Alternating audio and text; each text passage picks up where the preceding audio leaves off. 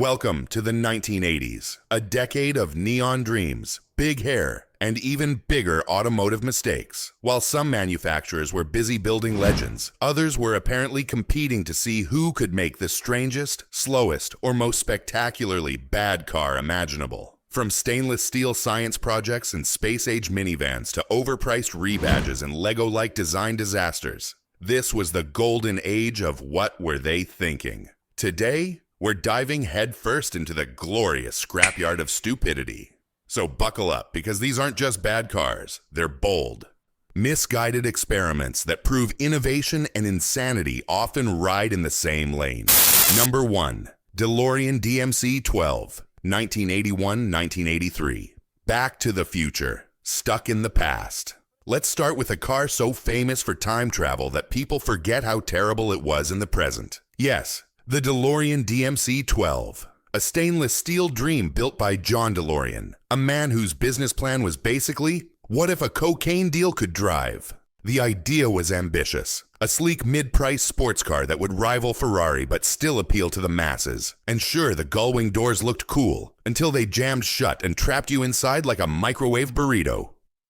Performance? With a wheezy 130 horsepower Renault V6, it struggled to hit 60 mph before next Tuesday. And because the body was brushed stainless steel, owners quickly learned their car was basically a giant fingerprint magnet. Then came the PR disaster, John DeLorean's arrest for drug trafficking. The company collapsed faster than its warranty support, and only about 9,000 DMC-12s were ever built. Ironically, it found immortality not on the roads, but on movie screens. Without Back to the Future, the DeLorean would be a forgotten footnote, a what not to do chapter in car history. But hey, at least it taught automakers an important truth. Cool doors don't make up for crap performance. Number 2. Pontiac Trans Sport Concept, 1986. The space minivan no one asked for. In the mid-80s, General Motors asked a bold question.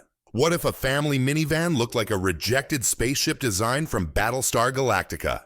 The result was the Pontiac Trans Sport Concept, a vehicle so bizarre it looked like a sneaker melted in the sun and grew wheels out of shame. Pontiac pitched it as the minivan of the future, futuristic, aerodynamic, and sporty.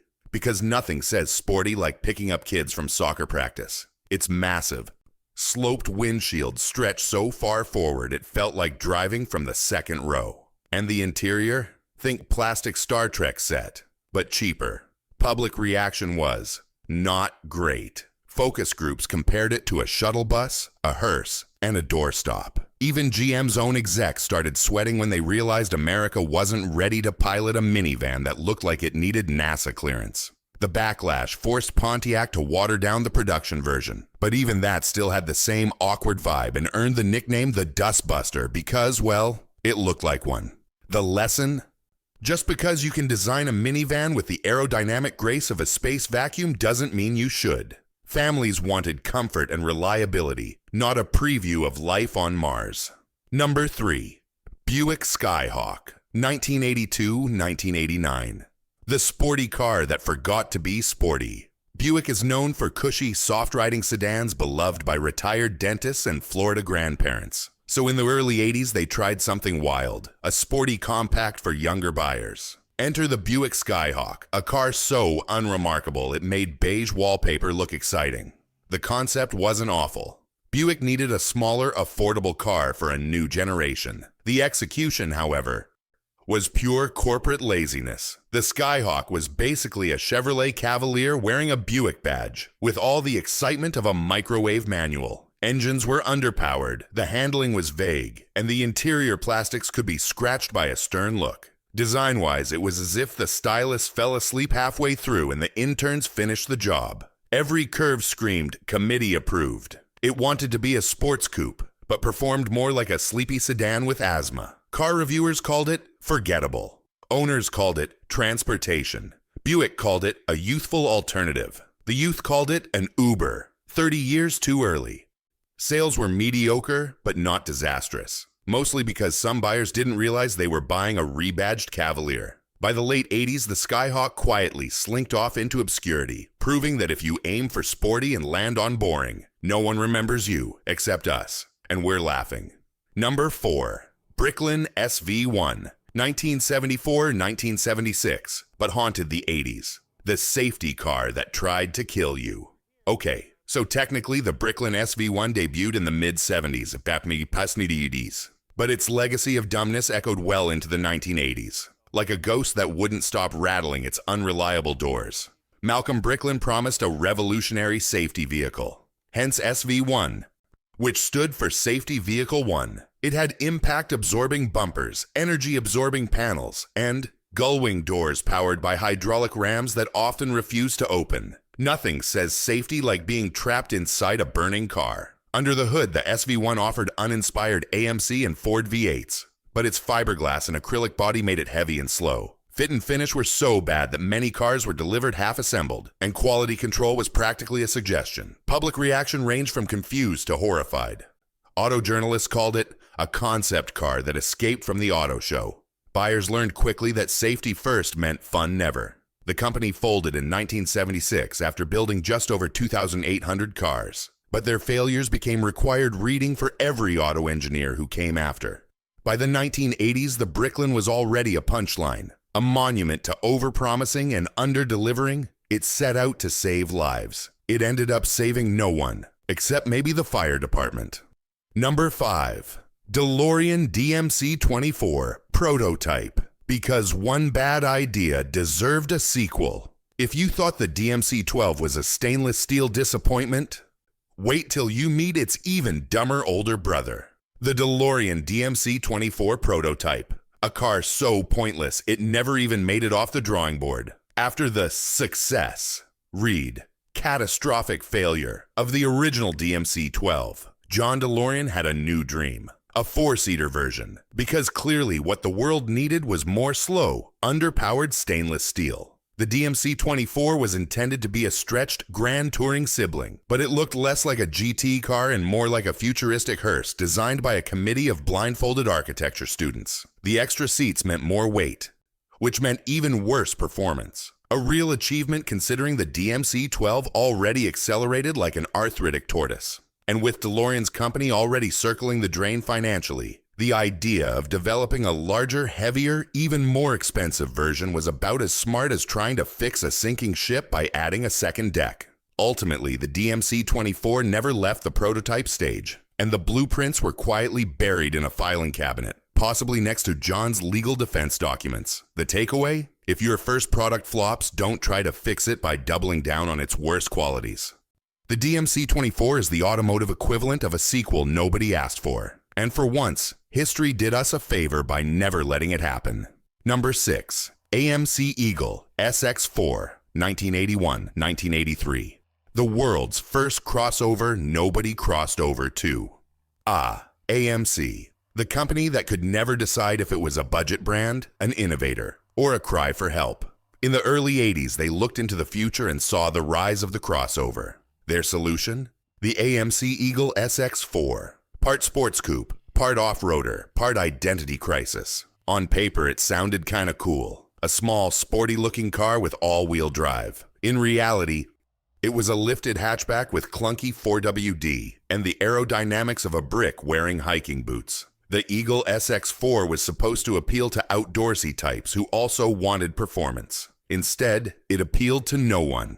The styling looked like AMC had built half a rally car and half a station wagon, and then refused to pick one. Under the hood, the 2.5L 4-cylinder offered all the horsepower of a leaf blower, and the suspension was so soft it handled like a trampoline on wheels. Car reviewers scratched their heads, buyers ignored it, and AMC, already on life support, realized they had created a car that was ahead of its time, and yet, hopelessly outdated at the same time. The Eagle SX4 proved that being first doesn't matter if you're also the worst. It was the prototype for the modern crossover, but with none of the reasons people actually wanted one. Number 7. Chrysler TC by Maserati, 1989-1991. When luxury met mediocrity and both lost. Some ideas sound great on paper. Let's combine Italian styling with American engineering. Except, as Chrysler and Maserati learned, mixing wine and cheap beer doesn't make champagne. Enter the Chrysler TC by Maserati, the luxury roadster nobody asked for and even fewer bought. The pitch was bold, a glamorous, hand-built Italian body wrapped around reliable Chrysler mechanicals. The reality? A rebadged Chrysler LeBaron with a $30,000 markup and a Maserati badge glued to the trunk. It had all the sex appeal of an accountant's weekend car. The design was underwhelming. Bland, boxy lines, an interior that looked suspiciously Chrysler-ish, and a steering wheel that screamed fleet vehicle. Even worse, the early models were plagued with quality issues. Leaky tops, rattly interiors, and electronics that behaved like they were haunted. And performance, a turbocharged four-cylinder that barely managed to look interested. Chrysler built only about 7,300 units before pulling the plug, and dealers had to practically beg people to take them home. Car journalists savaged it, calling it a Maserati with a Midwestern accent. The TC is a perfect example of what happens when two brands with nothing in common try to meet in the middle, and both compromise everything that made them special. Chrysler wanted prestige, Maserati wanted cash, and customers wanted none of it. Number 8. Zimmer Quicksilver, 1984-1988. The Fiero in a tuxedo nobody wore. And now the pièce de résistance of pointless luxury, the Zimmer Quicksilver, a car that answered the question, what if a Pontiac Fiero wore a $50,000 opera cape? Zimmer was a coach builder known for their neoclassic monstrosities, cars that looked like Gatsby fever dreams. But with the Quicksilver, they tried to go modern, and missed by several decades. Underneath the chrome, wood trim, and ridiculously stretched nose was a humble Pontiac Fiero. That's right.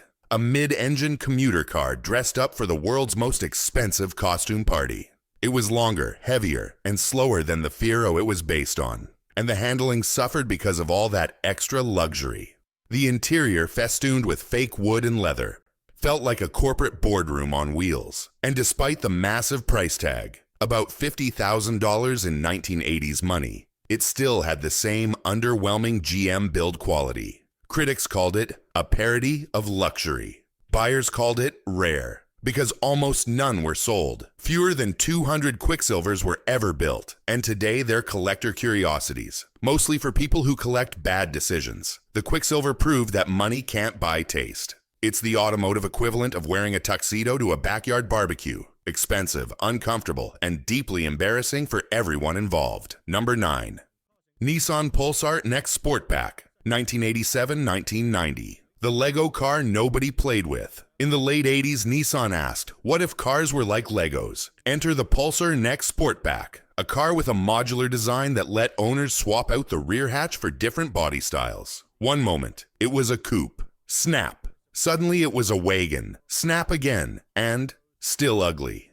The idea was marketed as ultimate versatility, but in practice, all the options looked mismatched, like someone had tried to assemble a transformer in the dark. The Sportback wagon attachment turned the sleekish coupe into something that resembled a rolling lunchbox. And despite the gimmick, the engines were underpowered, so no matter what configuration you slapped on the back, it drove like a soggy sandwich. Buyers were confused. Was it sporty? Was it practical? Was it both? No, it was neither. The only thing it managed to transform was consumer interest into disappointment. Sales flopped, and Nissan quietly retired the idea, never to repeat it. Today, the Pulsar NX Sportback lives on as a cautionary tale. Cars aren't Legos, and modular design isn't cool if every option is bad. It's the automotive equivalent of a Swiss Army knife, where every blade is just another butter knife. Number 10.